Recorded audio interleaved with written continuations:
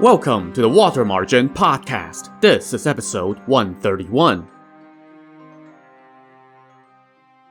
Last time, Song Jiang had successfully sacked Muzhou Prefecture and was waiting on Lu Junyi's army to rendezvous with him before launching the final assault against the rebels. But Lu Junyi was having problems.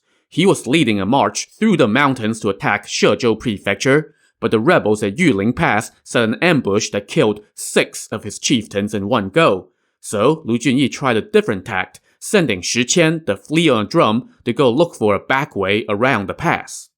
Shi Qian got a helpful tip from an old monk in a mountain monastery, and he reported back to Lu Junyi, who was delighted and immediately consulted with his strategist Zhu Wu. If that route exists, then it's perfect, and Yuling Pass is within reach, Zhu Wu said. We need to send another person to go with Shi Qian to carry out an important mission. Shi Qian asked what the mission was, and Zhu Wu told him, the most important thing is to set off a signal blast. So, bring explosives and fire starters with you, sneak around to the back of the enemy base, and set off the signal blast. That would be your great contribution.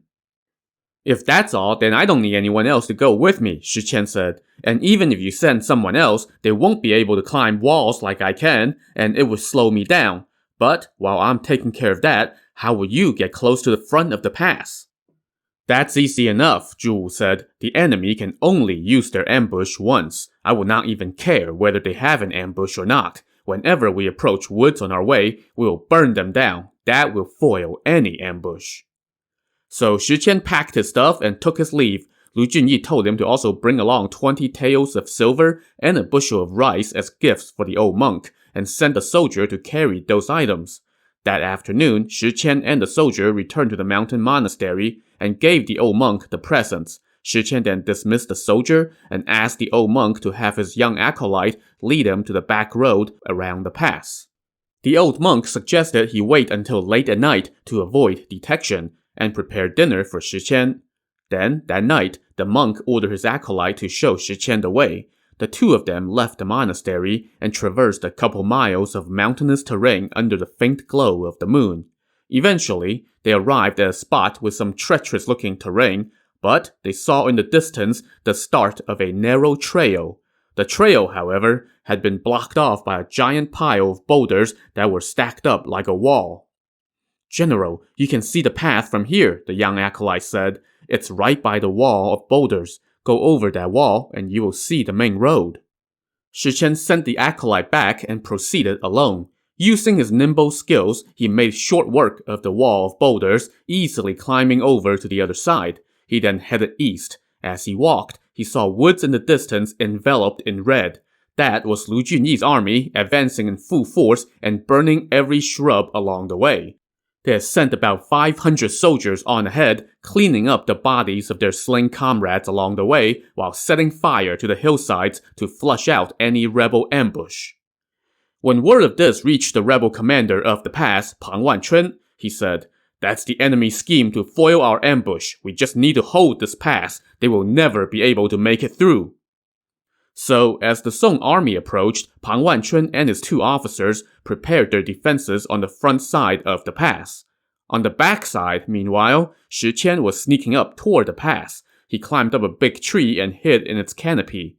Looking down, he could see Pang Wanchun and his officers getting ready to fight.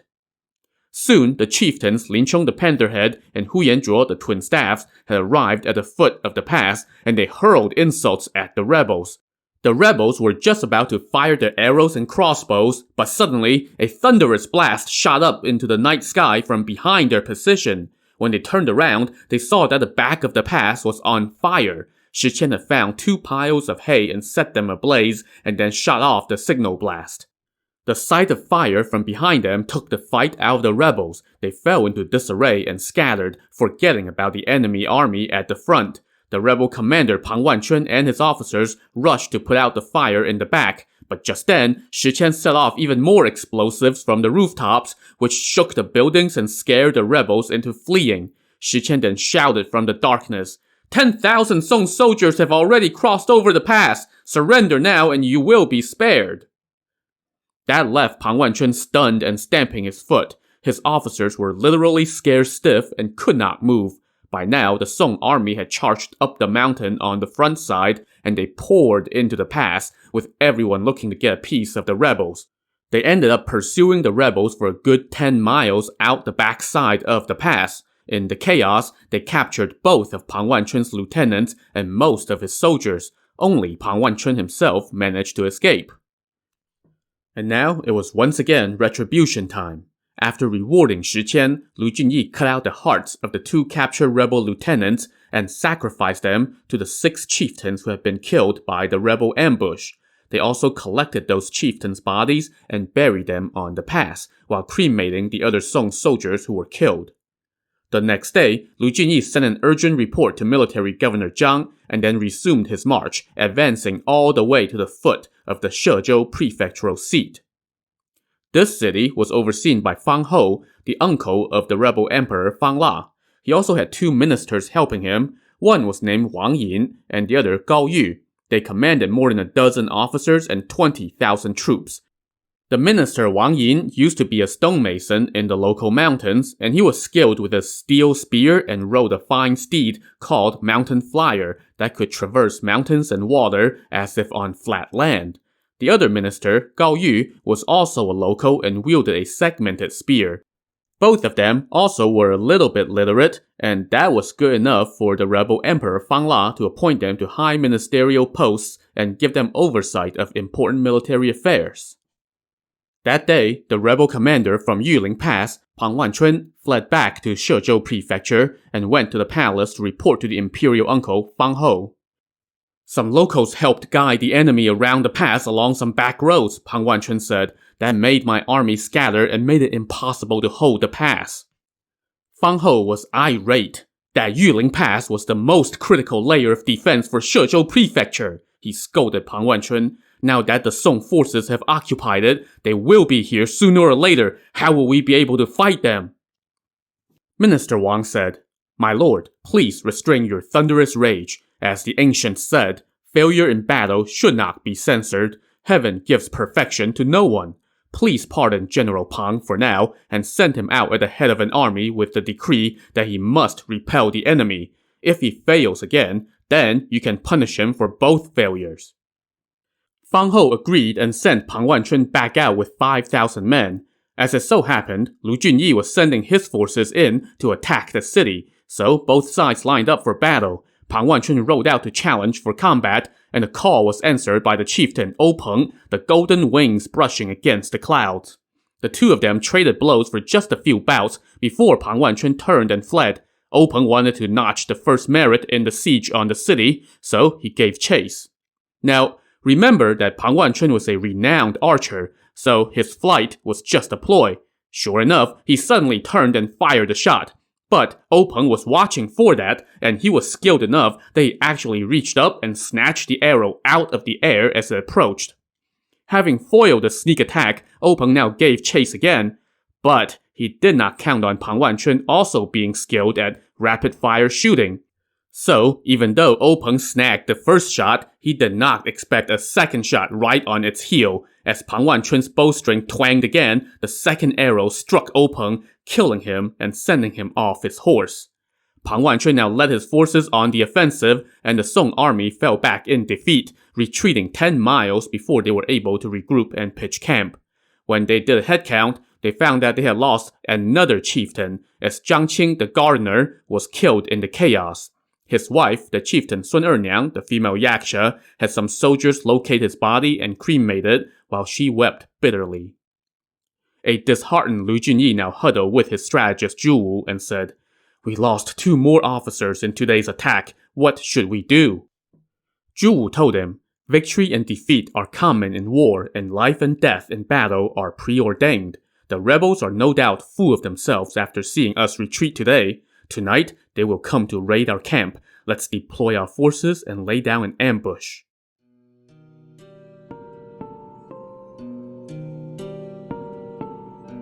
Inside the city, the 2 rebel ministers and the general Pang Wanchun were indeed advising the imperial uncle Fang Hou to order a night raid. Fang Hou said, You guys figure it out and act as you see fit. So it was decided that Minister Gao Yu and the General Pang Wanchun would lead the raiding party, while Minister Wang Yin would stay behind and defend the city. That night, Gao Yu and Pang Wanchun led their army in silence and approached the Song camp. As they got near, they saw that the camp gates were open, so they did not dare to charge in lightly. Instead, they watched and listened. At the beginning, they could hear the watch drums being sounded regularly and right on time. But as the night dragged on, the beating of the drums were getting more and more lackadaisical.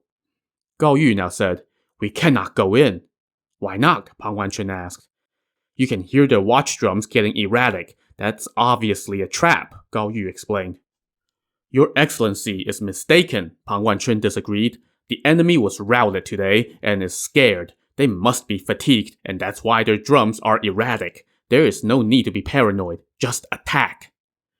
And that convinced Gao Yu. The two of them promptly ordered their men to charge into the camp. But when they poured into the heart of the camp, they did not see a single soul. Instead, they saw a few goats tied to a tree. There were drumsticks tied to the goats' hoofs, and some drums were laid out on the ground. Whenever the goats moved, the drumsticks banged the drums. Recognizing a trap, the two rebel commanders tried to retreat, but fire flared up inside the camp while Song forces rose up in every direction and swept in. As soon as the two rebel commanders rode out of the camp gates, they ran into Hu Yanzhuo, the twin staffs, who shouted for them to surrender. Gao Yu panicked and had no heart for battle. In that split second, Hu Yanzhuo charged in and brought both of his steel staffs down on Gao Yu's head, crushing his skull. Pang Wanchun, meanwhile, managed to flee from camp, but as he fled down a back road, his horse was suddenly tripped up by the chieftain Tang Long, who captured him alive and brought him back to the camp. When dawn broke, the Song officers regrouped after putting the rebel soldiers to flight, and Lu Junyi handed out rewards. And yet, even amid this victory, there was cause for grief. The chieftain Ding Desun, the arrow-struck tiger, was dead. He was not killed in battle. Instead, he got bitten by a poisonous snake while traversing the mountain roads, and the poison acted quickly and killed him. Lu Junyi now cut open the prisoner Pang Wanchun and removed his heart as a sacrifice to all the chieftains that he had killed, and sent his head to military governor Jiang. The next day, Lu Junyi and his army again advanced on the city of Shezhou. This time, they saw the city gates open and the walls devoid of banners. The two chieftains leading the front column were Shan Tinggui, the general of sacred water, and Wei Dingguo, the general of holy fire. They were eager to render some service, so they led their unit and charged straight into the city before Lu Junyi arrived with the main army. Alas, they rode straight into a trap. After last night's disastrous raid, the rebel minister Wang Yin had made it look like the rebel forces had abandoned the city and fled.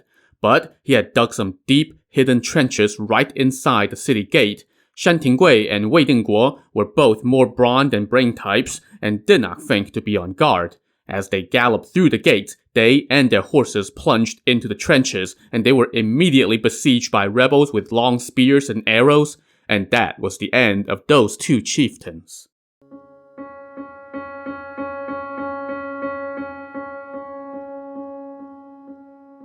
Lu Junyi became incensed upon seeing the two chieftains meet their end. He ordered the soldiers in his front column to carry chunks of dirt with them as they charged into the city. As they advanced, they first used the dirt to fill in the trenches and then marched right over them to join the fight. They were so ferocious in their attack that the trenches ended up being filled by the bodies of rebel soldiers and horses. As Lu Junyi galloped into the city, he ran into the overseer Fang Hou. Still fuming over the death of his chieftains, Lu Junyi needed just one bout to cut down Fang Hou. The rebel soldiers now fled out of the west gate, and the Song officers and soldiers spread out to kill and apprehend them.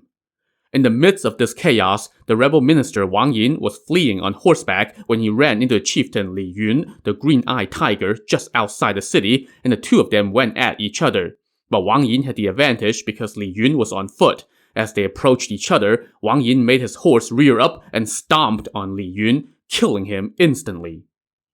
Another chieftain, Shi Yong, the Song general, saw this and rushed over, but Wang Yin's spear flashed this way and that, and Shi Yong was no match. Before long, Wang Yin ran him through with the spear. But now, 4 chieftains rushed out from inside the city. These were Sun Li, the sick Yuchi, Huang Xin, the suppressor of 3 mountains, and the uncle and nephew tandem of Zhou Yuan and Zhou Ren. But Wang Yin showed no fear as he put up a spirited fight against the 4 of them. But then, Lin Cheng the Pantherhead showed up, and the 5 chieftains together overpowered Wang Yin, killing him on the spot, cutting off his head and delivering it to Lu Junyi. By now, Lu Junyi had already set up headquarters in the palace. He posted notices to calm the civilians' fears and garrison his troops inside the city. He then sent word to military governor Jiang and to Song Jiang to discuss their rendezvous.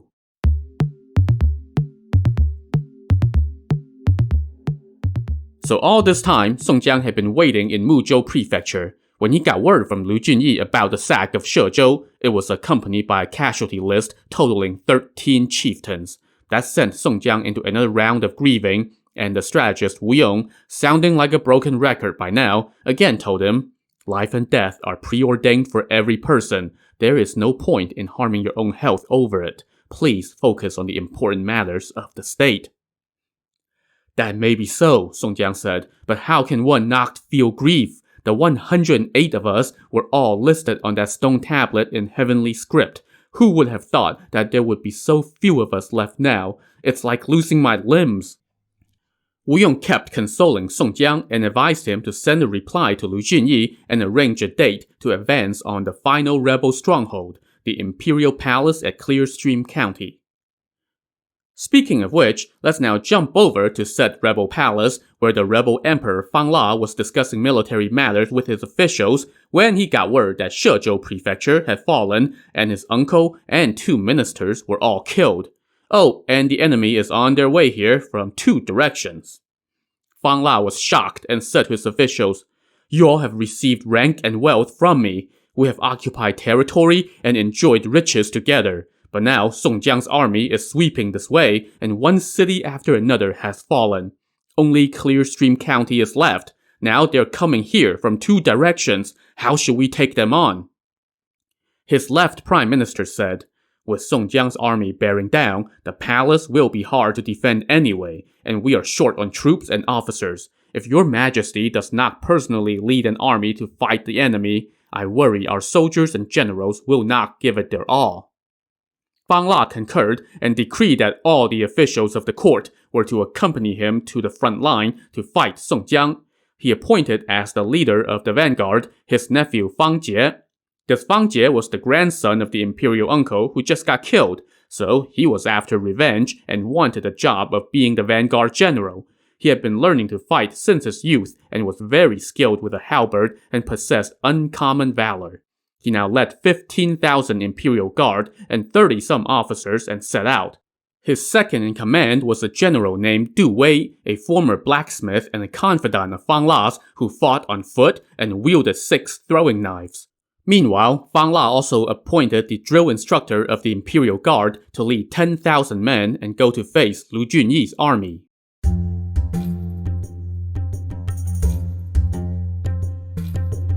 While the rebels scrambled to mobilize, Song Jiang's forces were closing in on Clearstream County on land and water. As they advanced, Wu Yong said to Song Jiang, "Fang La knows that we're closing in. If he decides to flee and hide in the mountains, it would be hard to capture him. If we want to apprehend Fang La alive and take him back to the capital, we must have someone on the inside so that we have somebody who recognizes him and can find out where he is headed. Otherwise, he will slip away." Song Jiang replied, "In that case, we must use a fake surrender to plant someone on the inside. Previously, Chai Jin and Yan Qing went off to serve as spies, but we have not heard anything from them. Who should we send this time?" "Why don't we send Li Jun and the naval chieftains?" Wu Yong suggested. "They can present Fang La with the grain in their ships to avoid suspicion. That Fang La is the lowly rustic sort. How can he not take them in when they bring him so much grain?" Song Jiang agreed, and he sent Daizong the magic traveler to go see Li Jun the river dragon with instructions. Li Jun then told the 2 remaining Ran brothers and the 2 Tong brothers to disguise themselves as boatmen. They took 60 grain ships and flew banners announcing that they were going to deliver grain to Fang La. As they approached Clearstream County along the river, they were met by rebel ships who started to fire arrows at them. "Hold your arrows! I have something to say!" Li Jun shouted. "We are defectors and have come to offer grain to your great kingdom to help your soldiers. Please take us in." The rebels saw that Li Jun and company were unarmed, so they held off and sent someone over to question them and to inspect their ships. Upon seeing all the grain in the holds, they quickly informed Fang La's left prime minister, who summoned the defectors. Li Jun went ashore and paid his respects to the left prime minister, who asked him for his identity and why he had come. Li Jun told the prime minister his name and said, "I used to be a hero on the Sundown River and once rescued Song Jiang by raiding the execution grounds in Jiangzhou Prefecture. But now, he has accepted the Song court's offer of amnesty, become the vanguard general, and forgotten all about our prior kindness to him, and he has repeatedly mocked me. Even though Song Jiang has occupied some of your cities, he has been losing brothers left and right. Yet, he still doesn't know any better and is forcing us and the Navy to press on. I can't take this humiliation anymore, so I have brought you his grain ships and I am defecting to your great kingdom." The left prime minister was convinced by that story, so he brought Li Jun to the palace to see Fang La. Fang La, surprisingly, also believed him and appointed Li Jun as his chief admiral, while the Ran brothers and the Tong brothers were made vice admirals. They were told to oversee the ships at the rebel naval camp at Clearstream County, with promises of even greater rewards once Fang La returned victorious from his battle against Song Jiang. Li Jun and company thanked him and then handed over the grain from the ships. Meanwhile, Song Jiang's front column, led by the chieftains Guan Sheng the Great Saber, Hua Rong the Archer, Qin Ming the Fiery Thunderbolt, and Zhu Tong the Lord of the Beautiful Beard, had crossed over into Clearstream County and met the rebel vanguard led by Fang La's nephew, Fang Jie. They lined up for battle, and Qin Ming the Fiery Thunderbolt rode out to take on Fang Jie. Fang Jie was in the prime of his youth and put up a vigorous fight, especially seeing how skillful Qin Ming was. The two men fought for 30-some bouts without a winner, and they were both getting really into it. But suddenly, a throwing knife came flying at Qin Ming's face, courtesy of Fang Jie's second-in-command, Du Wei. Qin Ming quickly ducked to dodge the knife, but that provided all the opening Fang Jie needed. In the blink of an eye, his halberd found its mark, and Qin Ming fell dead to the ground. So this was a huge loss for the Song forces, considering how fearsome Qin Ming had been in numerous prior battles. The Song soldiers used hooks to retrieve his body. When word of this got back to Song Jiang, he and everyone else were shocked. He arranged for a coffin for Qin Ming while sending out more troops to take on the enemy. Fang Jie, for his part, did not dare to charge into the enemy lines despite his victory. Instead, he just strutted around the front lines, shouting, "If there are any other men of valor in the Song ranks, come out and fight!" When Song Jiang heard this, he rushed to the front lines to size up the enemy. Behind Fang Jie, he could see Fang La arriving with his forces. He was dressed in imperial regalia, or I guess bootleg imperial regalia as far as the Song court was concerned. He rode on a white horse and came out to the front lines to personally supervise the battle. When Fang La saw Song Jiang across the way, he ordered his nephew Fang Jie to go capture him. But just then, an urgent message arrived on the rebel side. The army sent to face Lu Junyi had been crushed. Lu Junyi captured its commander and had now reached the back of the mountains in which Fang La's palace was located. Fang La was shocked and immediately ordered his forces to fall back and go protect the palace, leaving the vanguard behind to cover the retreat. But by the time Fang La's army approached their palace, they saw that it was engulfed in flames and chaos. This was the handiwork of the Song naval chieftains who had just defected to Fang La. Geez, who could have seen that coming? When Fang La saw this, he sent his army in to try to save the palace. When Song Jiang saw the rebels fall back, he sent his army in pursuit. When he saw the rebel palace in flames, he figured that the naval chieftains had done their job, so he sent his forces pouring into the palace after the rebels. By now, Lu Junyi's army had also crossed over the mountains, and the Song forces now converged on the rebel palace. To see if this will be their last battle, tune in to the next episode of the Water Margin podcast. Also on the next episode, we hear from some long-lost characters. So join us next time. Thanks for listening.